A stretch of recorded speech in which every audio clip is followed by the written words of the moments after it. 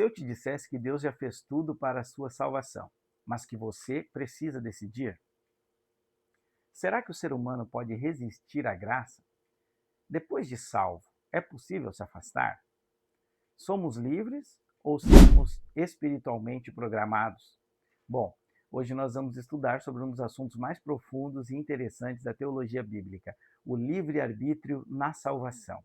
Essa lição vai estar baseada e vai nos ajudar a esclarecer duas verdades muito importantes: a soberania da graça de Deus e a responsabilidade humana. Então fica comigo até o final desse vídeo, porque este assunto vai mexer com a sua responsabilidade espiritual. Se você ainda não é inscrito no canal, peço que se inscreva, deixe seu like, seu comentário, compartilhe com a juventude da sua igreja. Toda semana estamos aqui comentando as lições da Escola Bíblica Dominical, trazendo uma aplicação prática em uma linguagem jovem para auxiliar na sua edificação espiritual. Vamos então à nossa lição de hoje, lição de número 9, do primeiro trimestre de 2026, que tem como tema o livre-arbítrio na salvação. Nosso texto principal, João 3:18. Quem crê nele não é condenado, mas quem não crê já está condenado, porquanto não crê no nome do unigênito Filho de Deus. Resumo da lição. A salvação é o dom gracioso de Deus, precedido pela graça preveniente, e requer que o ser humano dê uma resposta de arrependimento, fé e perseverança. Bom, introduzindo o nosso assunto de hoje, então, podemos falar que o livre-arbítrio é um dom de Deus, que compõe a dignidade humana. O ser humano não é um robô espiritual. Mas aqui está um ponto central que vamos estudar hoje. O pecado afetou profundamente a nossa natureza. Por isso precisamos da graça antes, durante e depois a nossa conversão. Nessa lição veremos o livre-arbítrio como dom de Deus, a responsabilidade humana na salvação e a necessidade de perseverança. Primeiro item, então, da nossa lição. O livre-arbítrio, o dom de Deus. O que é livre-arbítrio? Bom, Deus colocou diante de Adão uma escolha real em Gênesis 2, 16 e 17. Isso mostra que o relacionamento com Deus nunca foi imposto, mas sempre foi relacional. Todos os dias, você também faz uso do seu livre-arbítrio. Você pode orar ou não orar, perdoar ou guardar mágoa, se aproximar de alguém ou se distanciar de alguém. Livre-arbítrio, então, é a capacidade concedida por Deus ao homem de fazer escolhas conscientes e voluntárias entre o bem e o mal.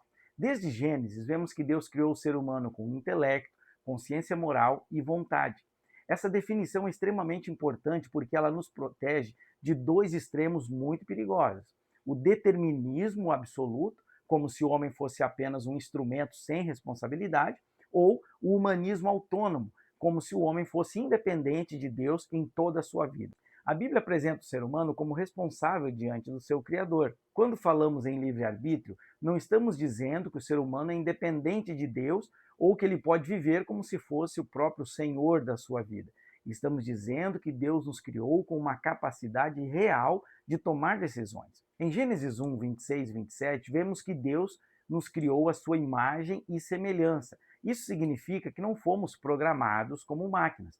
Temos intelecto para pensar, consciência para discernir e vontade para escolher. Essa é a parte da nossa dignidade que temos como seres humanos. Quando Deus colocou diante de Adão e Eva a ordem de não comerem do fruto, ele estava estabelecendo uma ordem real. Aquela proibição não era uma armadilha para eles, era uma oportunidade de uma obediência consciente do ser humano. Agora, é importante entender uma coisa: o pecado distorceu a nossa imagem e semelhança de Deus, mas não a apagou. Se tivesse apagado totalmente, o ser humano jamais poderia ser responsabilizado por suas escolhas. Não faz sentido Deus chamar alguém ao arrependimento se essa pessoa não tivesse nenhuma capacidade de responder a esse chamado divino. Mas aqui entra a beleza do Evangelho. Em Cristo, a imagem de Deus começa a ser restaurada na nossa vida. A graça ilumina a nossa mente, convence o nosso coração e nos capacita a dizer sim para Deus. Ou seja, o livre-arbítrio não é uma independência da graça, mas é a capacidade restaurada pela graça para podermos responder o chamado de Deus. E aqui vemos uma implicação direta para a sua vida, jovem. Todo dia você está diante de dois caminhos: vida ou morte, obediência ou rebeldia, entrega ou indiferença, e assim por diante. Então, a pergunta que realmente importa é: o que você está escolhendo para a sua vida todos os dias. Lembre-se que as suas escolhas definirão tudo na sua vida, inclusive aonde você vai passar a sua eternidade. Vamos ao segundo item dessa lição. A corrupção total da natureza humana. O pecado corrompeu o homem em toda a sua estrutura. Sem a graça divina, o ser humano é incapaz de escolher entre o bem e o mal. Isso não significa que ele perdeu completamente a imagem de Deus, mas significa que ele perdeu a capacidade de buscar, de se religar com Deus novamente por si mesmo. E aqui que entra o que chamamos de graça preveniente, que vamos falar mais adiante na lição. Agora vamos entrar num ponto delicado, mas que é muito essencial. Já que o pecado corrompeu o ser humano em toda a sua natureza, corpo, alma e espírito, isso significa que o intelecto foi afetado, Efésios 4:18, as emoções foram desordenadas, a vontade passou a estar sempre inclinada para o pecado, Gênesis 8:21, a consciência foi enfraquecida. Por isso que o ser humano até hoje relativiza tudo. A liberdade de escolha foi comprometida. Romanos 3 vai dizer que não há um sequer que busque a Deus. Quando se fala em corrupção total da natureza humana, muita gente entende errado. A palavra total aqui não significa que todo ser humano é o pior criminoso possível. Não significa que todas as pessoas são igualmente más. Mas o que significa então? Significa que o pecado afetou todas as áreas do ser humano. Não foi só o comportamento, não foi só uma mancha externa, foi algo no mais profundo do ser humano. Jeremias 17:9 vai dizer que o coração do homem é enganoso. Quem o conhecerá? Efésios 4:18, o apóstolo Paulo vai falar que o ser humano tem um entendimento obscurecido. Ou seja, o problema do ser humano não é apenas falta de informação ou educação intelectual, mas é uma inclinação interior que ele tem. Algo que está dentro do ser humano, que o leva para longe de Deus e que o faz procurar sempre o caminho do pecado. Isso explica porque o mundo não melhora moralmente com o passar do tempo. A humanidade está evoluindo neste sentido. A tecnologia avança, mas a maldade continua se reinventando. A ciência cresce cada vez mais, mas a violência também cresce. O pecado não é apenas um erro social, tanto é que nos países mais desenvolvidos continuam havendo índices altos de violência, suicídio, uso de drogas, todo tipo de promiscuidade, imoralidade. Por quê? Não é uma questão social, é uma questão espiritual. A Bíblia diz que o mundo jaz no maligno, 1 João 5,19. A palavra jaz dá a ideia de alguém que está deitado, acomodado, completamente dominado, sob influência. Então, o mundo está totalmente sob a influência do maligno.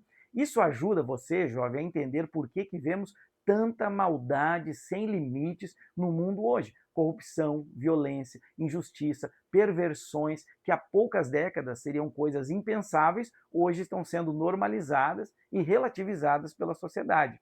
Isso não é falha na educação ou no sistema de governo. Isso é resultado de uma natureza caída.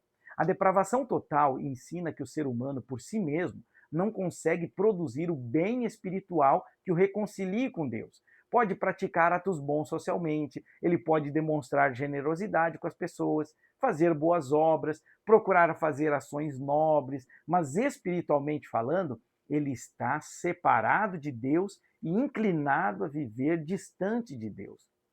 E aqui que há algo importante para mim explicar nesse momento. O pecado não nos deixou doentes espirituais apenas, ele nos deixou incapazes de nos salvarmos sozinhos. É como um celular completamente descarregado tentando ligar sozinho. Ele pode ser moderno, bonito, cheio de recursos, mas se não tiver energia externa, ele não funciona.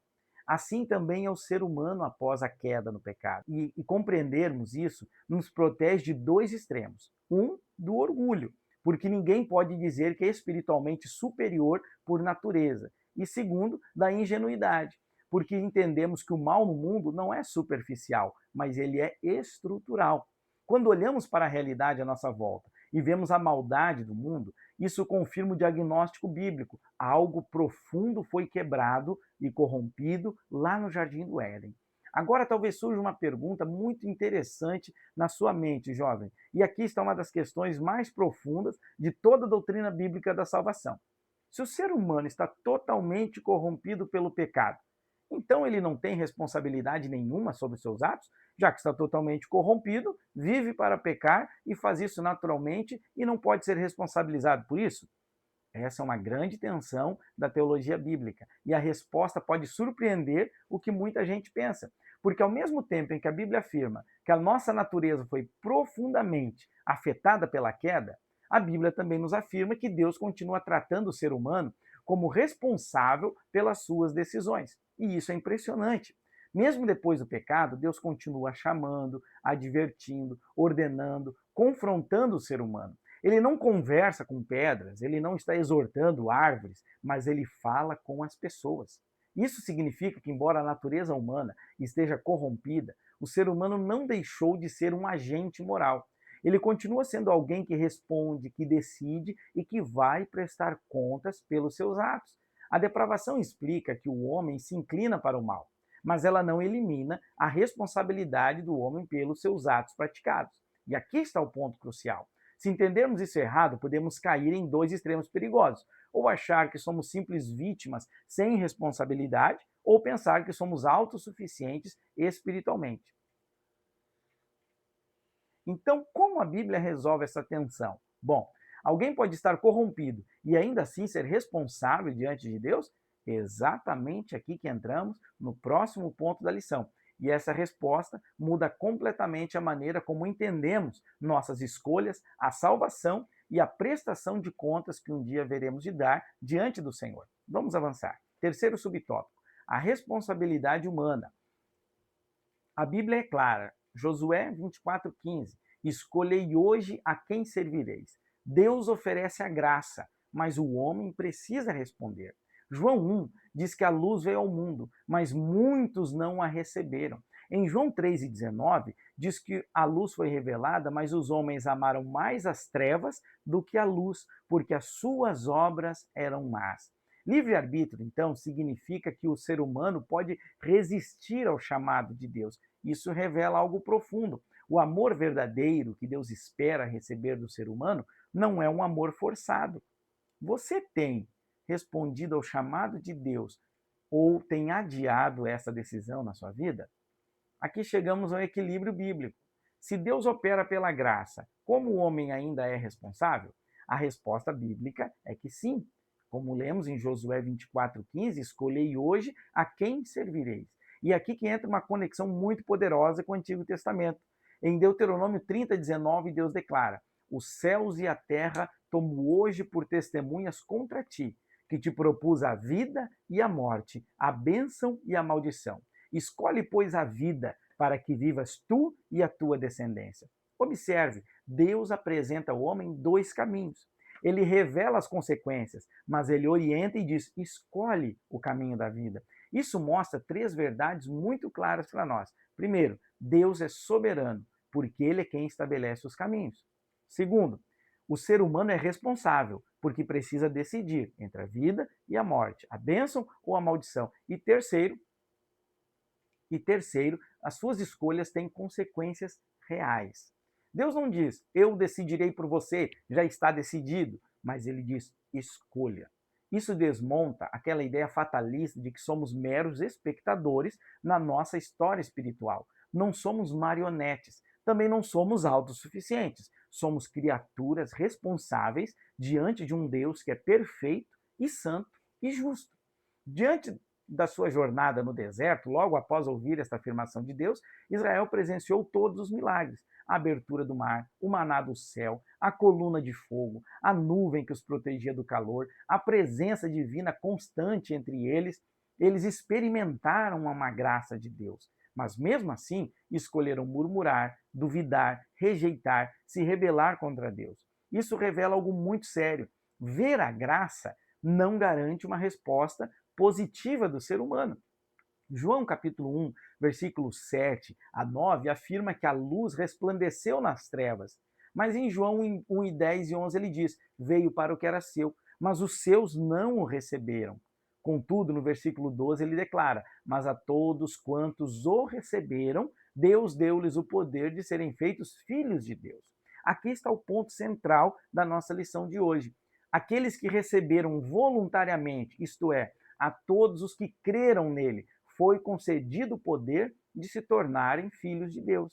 A graça preveniente restaura a capacidade de resposta do ser humano, mas essa resposta, ela é pessoal. Deus não crê por você, Deus não se arrepende por você, Deus não persevera por você. Ele te capacita, mas você deve responder.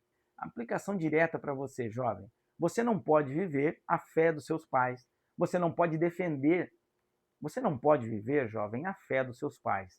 Você não pode depender da fé da sua igreja. Você não pode depender da fé do seu pastor. Você precisa responder pessoalmente ao chamado de Deus na sua vida. A salvação é pessoal.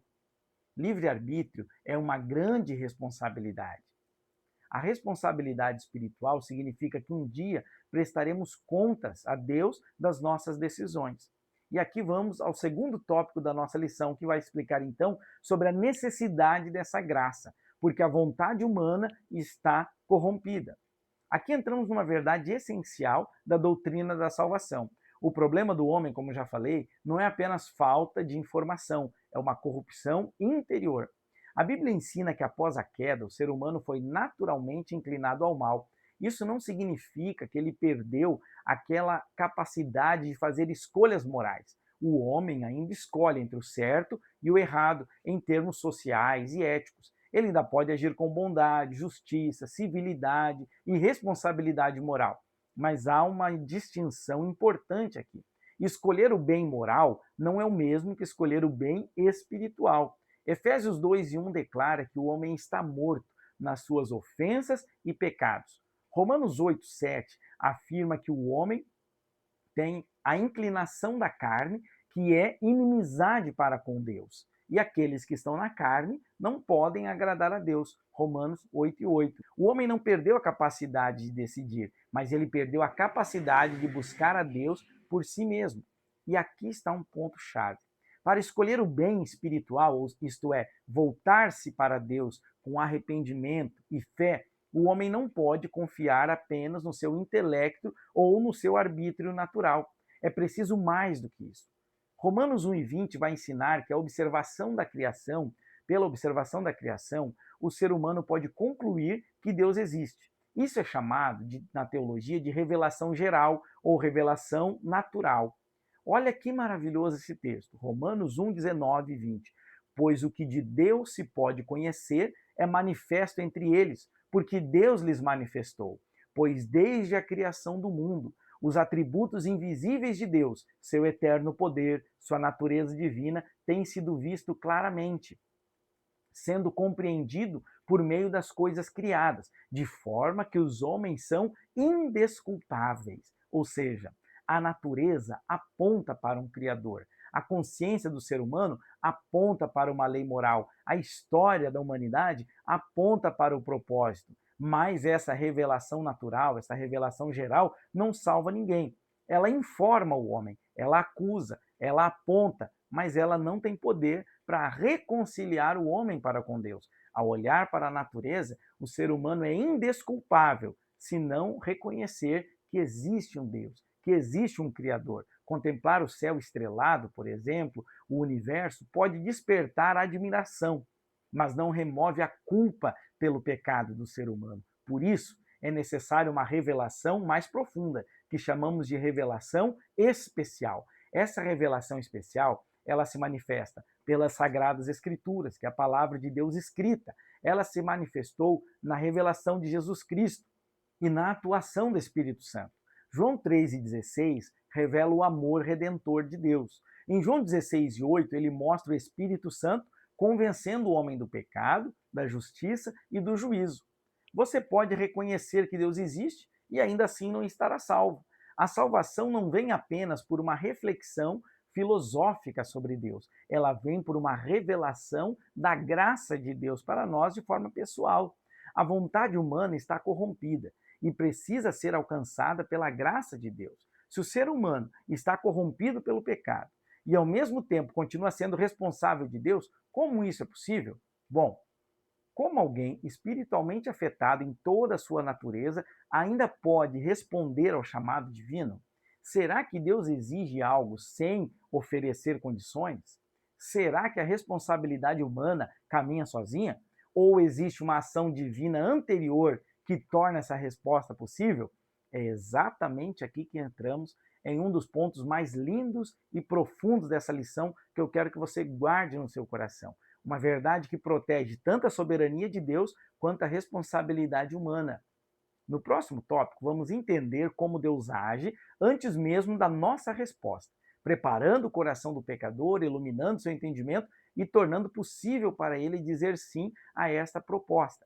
E essa parte muda completamente a forma como enxergamos a salvação. Mas antes de avançarmos, já deixa o seu like aqui no vídeo, isso ajuda muito o canal a alcançar mais jovens com esse conteúdo bíblico, sério e profundo da palavra de Deus. Se você ainda não é inscrito, peço que se inscreva no meu canal, deixe o seu like, clique no sininho, deixe o seu comentário dizendo aqui embaixo a cidade da onde você está nos assistindo e na próxima aula eu vou deixar uma saudação para vocês. Na lição anterior tivemos gente de Maringá, de Marialva, Rolândia, Londrina, Cambé e outras cidades. Mas deixe aí embaixo o seu comentário para a gente deixar aqui um abraço para você. Segundo tópico, então, o que é a graça preveniente? Graça preveniente é uma expressão teológica que significa graça que vem antes. Ou seja, é uma ação amorosa e soberana de Deus que antecede a conversão do pecador. O ser humano está lá, espiritualmente morto em seus delitos e pecados, longe de Deus, morto espiritualmente. Efésios 2:1.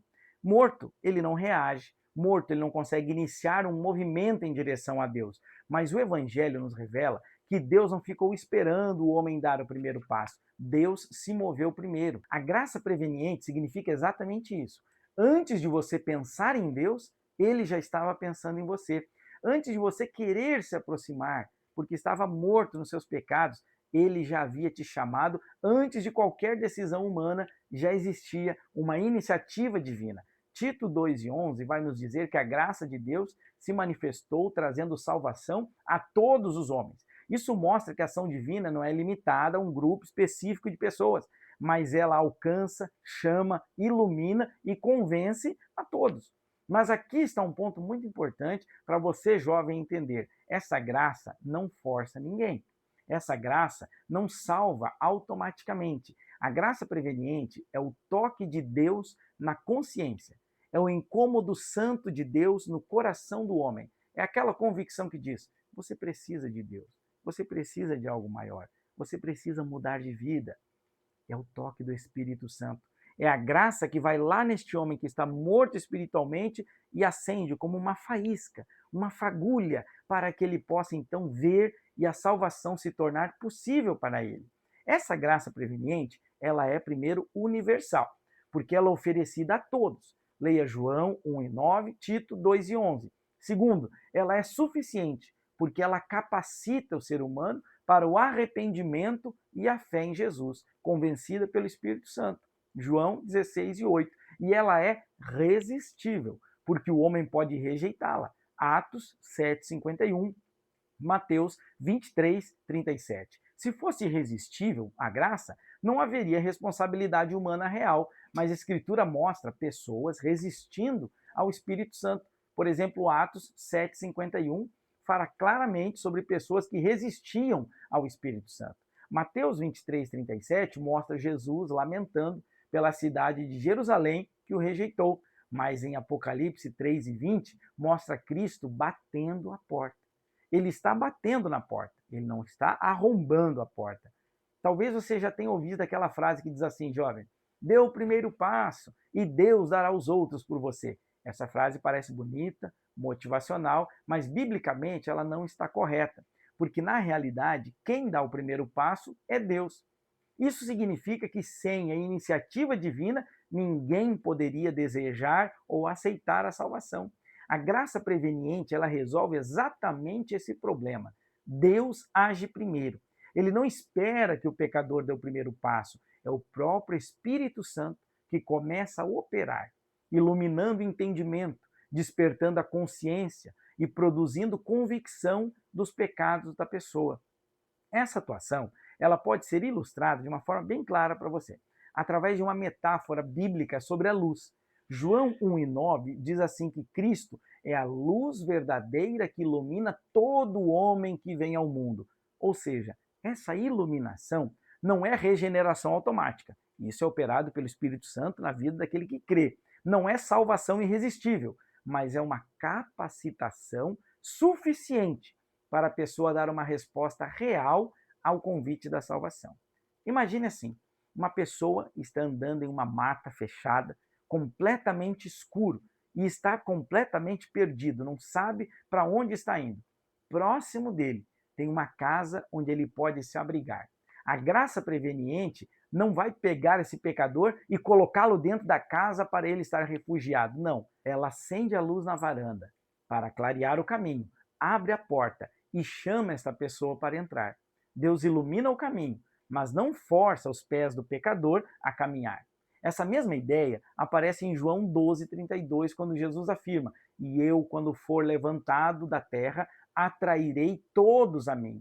Essa atração, que é a graça preveniente, é universal, mas ela não é coercitiva, ela não obriga. O Espírito Santo chama, convence, atrai, porém ele não viola a liberdade restaurada pela própria graça. A graça preveniente nos ensina que Deus nos amou primeiro, que ele nos chamou primeiro, que ele nos iluminou primeiro e que ele nos convenceu primeiro. Nós não começamos a caminhada para que então Deus venha ao nosso encontro. É o contrário. É ele que veio ao nosso encontro quando nós ainda estávamos distantes dele, mortos no pecado, sem conhecê-lo. Isso muda completamente a perspectiva. Não é eu que comecei e depois Deus me ajudou. Não. É Deus que começou e Deus me capacitou a responder o convite da salvação. Uma aplicação para você, jovem. Se hoje você sente no coração um desejo de se aproximar de Deus, isso é um sinal da graça dele operando na sua vida.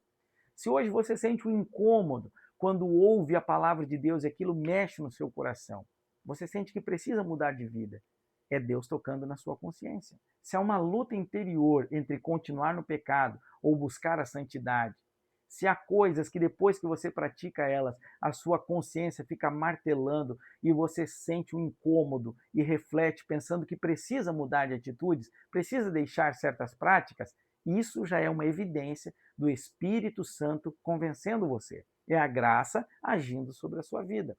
A pergunta não é se Deus está movendo ou falando com você. A pergunta é: você vai resistir ou vai responder? Porque a mesma graça que desperta pode ser rejeitada. Talvez o momento mais sério da nossa vida não seja quando Deus está em silêncio, mas sim quando Ele está nos chamando. E se Ele está chamando você hoje, não endureça o seu coração. Terceiro ponto da lição: como essa graça opera então? A graça preveniente, ela me alcança antes. Ela me capacitou a ver o caminho, a ter essa iluminação, o convencimento que preciso de um Salvador. Como que essa graça funciona? Bom, a graça preveniente não começou no Novo Testamento. Ela já estava presente desde o Antigo Testamento. Deus revelou-se a Enoque, por exemplo. Deus advertiu a Noé. Deus chamou Abraão do meio da sua parentela, do meio de uma terra pagã e idólatra. Deus chamou e formou Israel como seu povo da aliança. Em Gênesis 12, quando Deus escolhe Abraão, não foi porque ele já buscava a Deus, mas foi porque Deus tomou a iniciativa, o escolheu e foi até Abraão para tirá-lo do meio daquele ambiente perverso. Isso já é graça em ação. Já no Novo Testamento, por exemplo, na Nova Aliança, a graça se manifesta de forma plena na obra redentora de Cristo. João 1,9 afirma que Cristo é a luz que ele ilumina todos os homens. A cruz é a maior expressão da graça. O Calvário, onde Cristo morreu, é a revelação máxima do amor de Deus. Mas essa graça precisa ser aplicada. E é aqui que entra o Espírito Santo. João 16,8 diz que o Espírito Santo é quem convence o mundo do pecado, da justiça e do juízo. A Trindade divina age antecipadamente. O Pai planeja, o Filho realizou morrendo na cruz e o Espírito Santo é quem aplica essa obra no nosso coração. A pessoa pode ignorar essa graça ou render-se e atendê-la. Portanto, pela sua graça, Deus acende a luz da salvação em nosso interior, mas cabe a cada um de nós dar o passo de fé e seguir por esse caminho que conduz à vida eterna. Deus acende a luz então, mas você tem que decidir andar nessa luz.